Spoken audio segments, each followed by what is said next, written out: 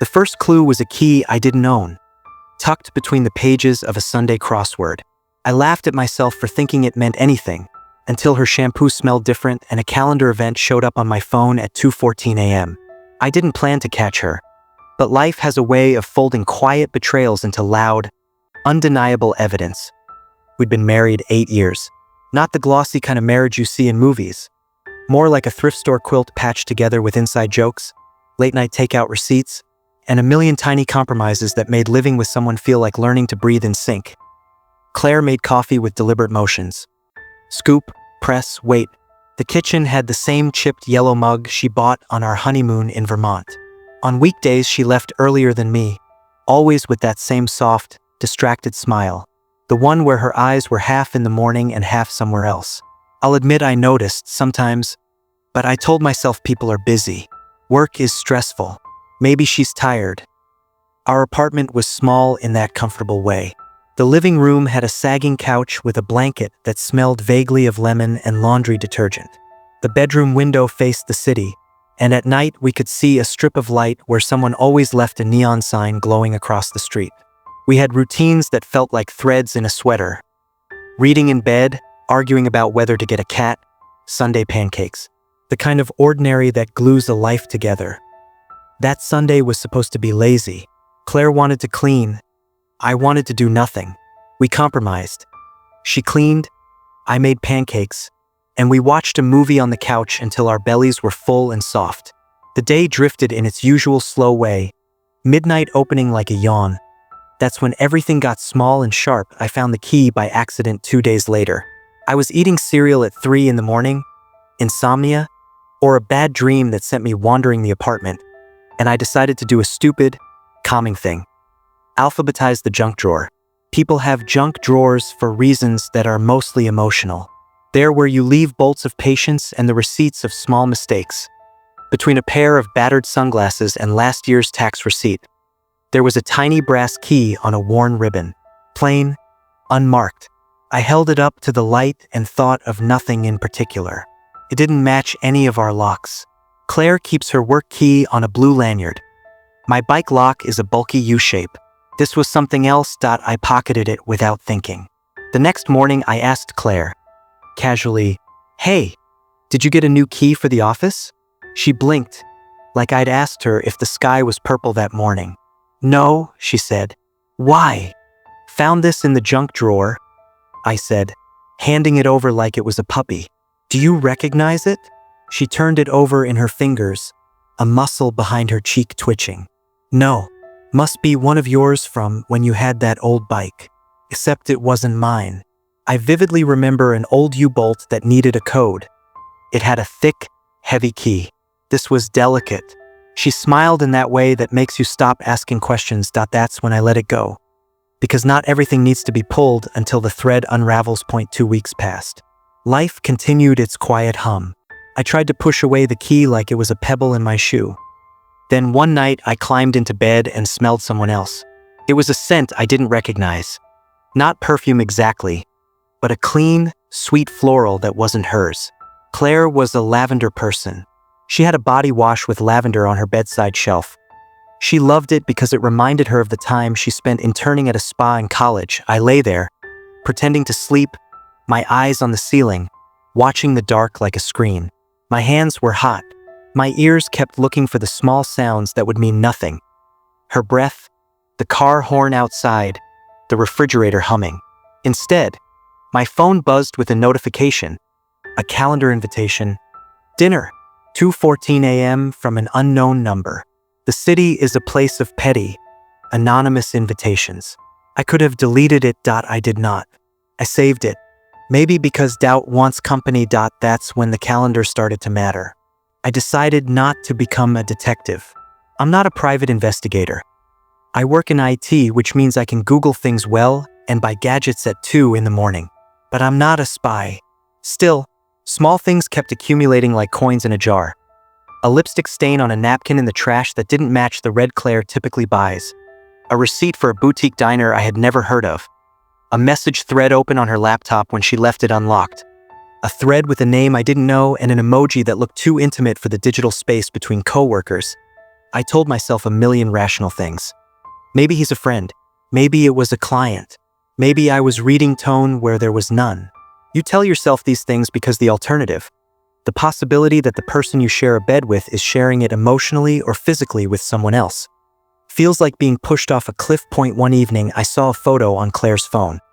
A group selfie from a party with Sarah and Ben tagged. Sarah I knew, they met once, lunch with colleagues. Ben I didn't. In the corner of the photo, Claire's hand rested against Ben's arm in an easy, familiar way. A touch she'd never make with me in public. A palm that lingered, a thumb brushing like they were sharing secrets. That's when I felt the ground tilt. My friends told me what to do. Direct confrontation, calm conversation, therapy. My father texted me practical things. Documentation, son. Keep receipts. Protect yourself. They all used a tone that suggested a box of tools I didn't want, but maybe needed, to open. I tried to talk to Claire that night. Are you happy? I said, because sometimes the truth hides inside broad, soft questions. She looked at me like a glass of water, clear and not giving much away. Some days, she said. Why? I don't know, I said, and the words tasted like metal. Do you want to talk about us? She shifted, wringing her hands like a towel. The living room felt too small, the lamp's light too bright. I do, but maybe later? I'm exhausted.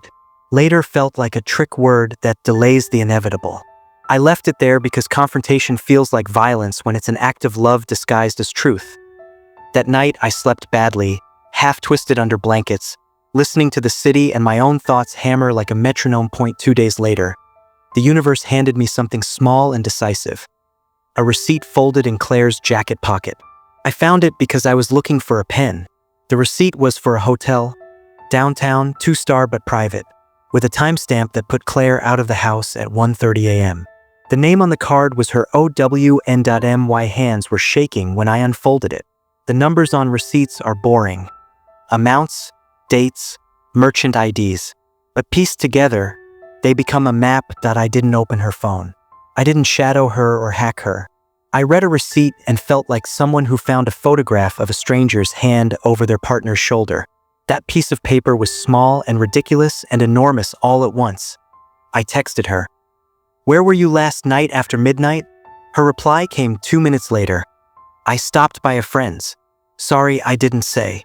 I typed back, carefully, which friend? Emma. You met her at the barbecue. She needed help with something.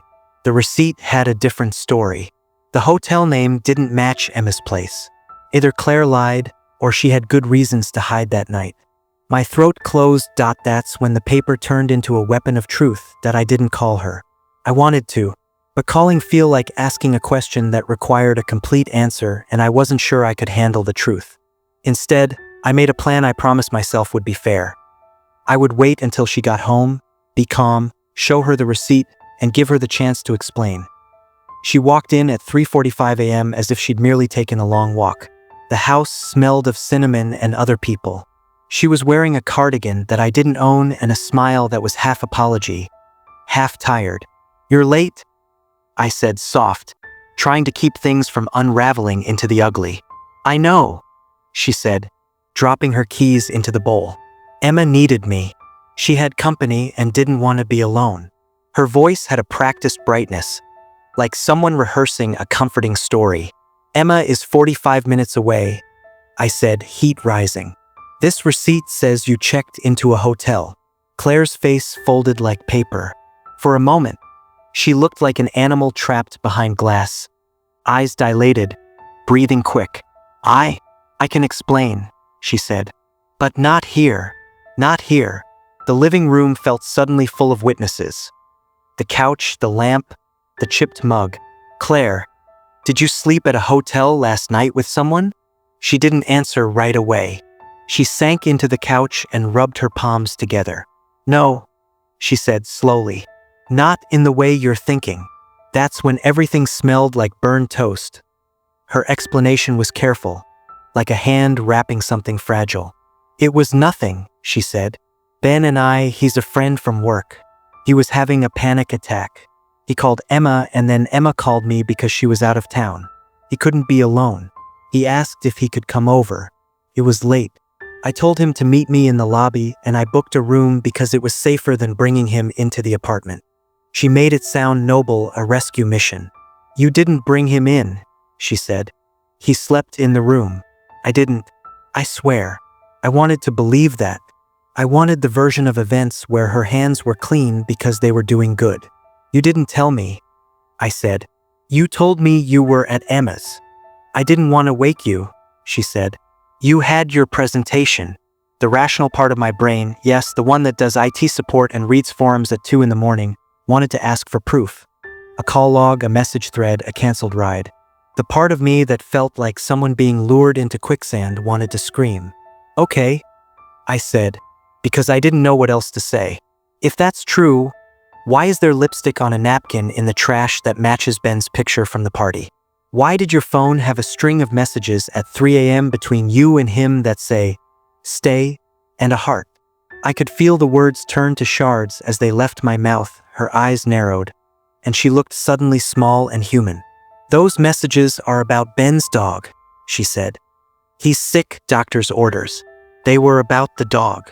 Her voice cracked and then steadied like a singer finding a note. The apartment hummed with the kind of silence that is not absence but pressure. That's when the argument felt inevitable. Anger isn't always loud. Sometimes it is precise and icy. I tried to keep mine logical. If it's about a dog, why the hotel? Why not Emma's? Why lie about where you were? I asked. My voice was quieter than I expected. There are times when calm is more terrifying than fury because it suggests you've accepted the point of no return. Claire's hands trembled. "Because I didn't want to drag you into other people's problems," she said. "You already have enough." I thought I could handle it. "Handle what?" I pressed. "The whole thing? Why was there a photo of you touching Ben's arm like that? Why did he text you in the middle of the night saying, 'I needed you'?" She put her hands over her face and then pulled them down, fingers leaving traces on her cheeks. "Yes," she said, small. "Yes, he did. But I swear it didn't mean what you think. He was vulnerable. He leaned on me. He kissed me when he was drunk and I pushed him away. I left. I booked the room. I thought that would make it clean." "It's not clean," I said, the syllables hard. "Because you lied to me about the simplest things." "I panicked," she said. "I panicked and I was selfish." "Selfish is an understatement," I said. "It's betrayal." She flinched like I'd slapped her. "I didn't." "Don't say I didn't if you did," I said. "You kissed him. You let him kiss you and you didn't tell me." She bowed her head, and in that motion, the simplicity of the betrayal pressed into the room like an extra tenant. That's when the words between us turned into the kind of silence that won't be filled with lipstick or receipts. She crumpled into confession after that. Not because I demanded it, but because it was like unhooking a stitch. She told a story that was devastatingly human. Late nights, stress at work, a colleague who listened, a touch that started as comfort and accidentally slid into something more. She admitted the kiss. She didn't make it sound cinematic. She made it sound small, which somehow made it worse. "I told him to leave," she said. "I stopped it. I stopped it right away because I thought of you, because I thought of our life. I didn't want to ruin it. I thought I could bury it and then deal with it alone." The word "alone" in her sentence pressed into me. She had been carrying this like a charred secret, folding it into the fabric of a life we built together. We talked until our voices were hoarse. Not about whether she cheated, she admitted to that, but about why. About loneliness, about nights that stretched into worry, about the way we had stopped making time for small, honest things like telling the other person when you're late or when someone makes you laugh. We mapped out where the roads had eroded. I didn't know if forgiveness was possible. I only knew that abandonment felt worse than betrayal. The small mercy was that she did not hide it forever. She told the truth, finally, and in that moment the thing that had been whispering at the edges of our marriage had a name. That's when the first real choice dangling in front of me appeared. Break or rebuild. I considered walking away. People asked why I didn't leave on the spot, why I didn't make a grand exit with boxes and judgment. There's a version of masculinity that makes you flee, pack a bag, and swear never to return. There's a version that makes you stay and burn everything down. Both are theater. Real life is messy and practical. I thought about all the reasons to stay. Our weird rituals, the plate Claire bought on our first anniversary, my mother's knitted scarf in the back of the closet, the way we handled groceries together like a relay race. I thought about the person she had been to me through the years, partner, friend, co-conspirator. I thought about the person I might become if I left. A man who kept receipts and bitterness in equal measure. We agreed to go to counseling. She wanted to earn trust back. I wanted to see proof of change. We made rules no couple ever wants to make. Full transparency with phones. No secrets about late-night meetings, regular check-ins. We agreed on boundaries, simple, enforceable things like no solitary dinners with coworkers and call if you're going to stay out late. It felt ugly on paper and brave somehow in practice. That's when I realized reconciliation is bureaucratic as much as it is emotional. Repair is not dramatic. It is tedious. We sat on battered couches with therapists who asked us to do exercises that felt like homework. Write down the needs you didn't meet, the small daily acts of affection you stopped performing because of tiredness, debt, kids, or careers. We scheduled date nights that were non-negotiable and started leaving notes again. Tiny, ridiculous reminders like don't forget to breathe. That made us laugh when we found them. Trust returned in droplets. Claire started waking me up when she left late for work, sending simple check-ins that were less performative and more about presence. I stopped snooping. That was one of the hardest parts, trusting without proof. I had to decide to trust the person rebuilding, not the person who made the mistake. One night, months into counseling, she cooked dinner. It smelled faintly of rosemary and garlic, the kitchen full of noise. A sauce simmering, the clink of plates, the radio playing a song we'd danced to once in a living room that wasn't ours. She made pasta, and in her eyes there was a kind of humility that looked like love. We didn't forget what had happened. The receipt still haunts the drawer sometimes, a small physical reminder that memory is an object you can hold.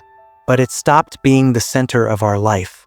The center became the slow, deliberate work of being honest about the things that scar relationships. Boredom, exhaustion, unmet needs. That's when repair felt like scaffolding. Ugly but necessary. People love cliff notes. They broke up, or she cheated, so he left. Those are tidy narratives. Real life is a pile of detailed, messy chapters. We had small triumphs that mattered because they were real. Claire introduced me to Ben at a group dinner a month after the confession. He was awkward, apologetic in ways that weren't performative, and he left early. He texted me later to say he was sorry. He didn't ask for forgiveness. That was fine. Claire and I took a weekend trip to the mountains with no phones on and a lot of bad coffee. We slept badly and talked about small things. Her childhood dog, my fear of public speaking, how we both wanted to travel more. We practiced listening without trying to fix. We learned to say, "I need you," without predicting abandonment. The scariest part was that these things were ordinary, but ordinary things stitch up the biggest holes. That's when I realized the only real victory is ordinary tenderness. You don't get rid of residue overnight. Months later, I'll still catch myself checking schedules, scanning receipts while half asleep, the reflex of someone who once held proof. I wouldn't call it paranoia. It's memory. Sometimes it flares without reason and I feel guilt for the way anger still tastes in my mouth. Claire understands that her actions left traces, and she never pretends they don't exist. That honesty helps. There's also anger, which I let exist like a living thing, a boundary rather than a weapon. We learn to argue without turning old betrayals into ammunition, which is a skill that requires self-awareness and patience. Friends asked if it was worth it. Some said, "You can rebuild something better." Others said, "Once trust is broken, it's broken." Both can be true. For me, the answer was practical and small. I hadn't yet found a reason to leave.